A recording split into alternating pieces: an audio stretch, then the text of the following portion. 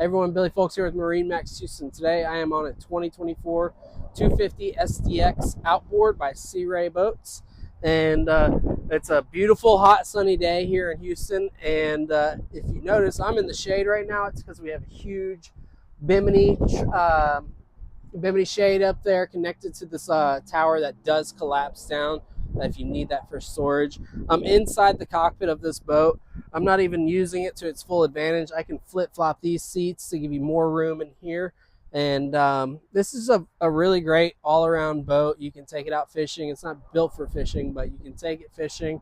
You can take your family, you can take your friends, and you have tons of room to entertain inside of here. And imagine if you have some young kids and need to get out of the sun, get out of the elements. There is a small cabin-like area right over here.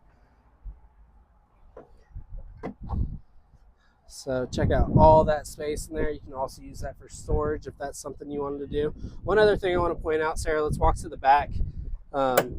So since it's the Outboard, it doesn't have a motor right here. So we have all this room that hasn't been used. If you just click this button right here, this whole seat moves forward.